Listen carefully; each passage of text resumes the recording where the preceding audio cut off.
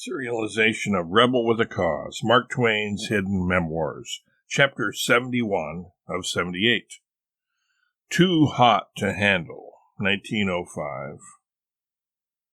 Near the end of 1905, I reached the scriptural statute of limitations. 70 years of age, 70. I was a time-expired man, to use Kipling's phrase. I felt free at this advanced age to write what I wanted to, without worrying about what people thought about what I had written or about me. I also felt the need to do it while I could, that is, while time remained to me. So I wrote, among other things, the war prayer that year. I do not think it will ever be published, at least not in my lifetime. It is too shocking, too blatant a broadside against accepted dogma. Actually, I did submit it to Harper's Bazaar, but they did not have the courage to print it. I do not blame them, as they have families to feed and thus readers to please. I take full blame for the war prayer, but, truth be told, the thoughts it conveys were sown in my brain during a speech given in Keokuk, Iowa, in 1861, by that erratic genius, Henry Clay Dean. The older I get, the more I agree with Dean's radical premise. Praying for the success of one side in carnal conflict is tantamount to praying for the maiming and killing of the combatants on the other side, and for the lifelong heartache of their loved ones left behind. When it is death that results to the combatants, it is not they who bear the bulk of the suffering. Rather, when warriors die, they are liberated from the pain and strife of this life. The supreme sufferers are rather those who survive. But can the existence that thereafter falls to the share of the bereaved really be called by such a strong term as survival? Or is it something else and less altogether?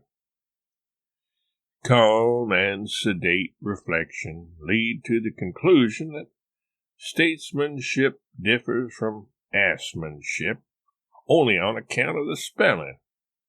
Statesmen will invent cheap lies, putting blame upon the nation that is attacked, and every man will be glad of those conscience-soothing falsities, and will diligently study them, and refuse to examine any refutations of them, and thus he will by and by convince himself that the war is just, and will thank God for the better sleep he enjoys following this process of grotesque self-deception. Editor's notes: Twain's official biographer, Albert Bigelow Paine, first printed an extract from the War Prayer in his biography of Twain, which was published 2 years after Twain's death in 1912.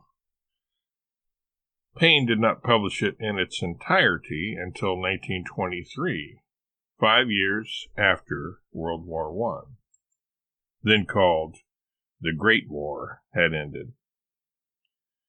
The War Prayer was not the only occasion on which Twain took up the cudgels against warfare. He also wrote, "Man is the only animal that deals in that atrocity of atrocities, war. He is the only one who gathers his brethren about him and goes forth in cold blood and calm pulse to exterminate his kind. He is the only animal that for sordid wages will march out and help to slaughter strangers of his own species who have done him no harm and with whom he has no quarrel. He sets himself apart in his own country, under his own flag, and sneers at the other nations, and keeps multitudinous, uniformed assassins on hand at heavy expense to grab slices of other people's countries, and them from grabbing slices of his. And in the intervals between campaigns, he washes the blood off his hands and works for the universal brotherhood of man with his mouth.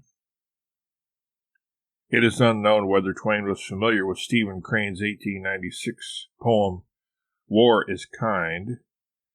That effort by the author of Red Badge of Courage made the same point that Twain did here, that those who suffered the most from war's ravages were those at home who contributed sons, brothers, husbands, fathers, and close friends to the relentlessly grinding apparatus of warfare.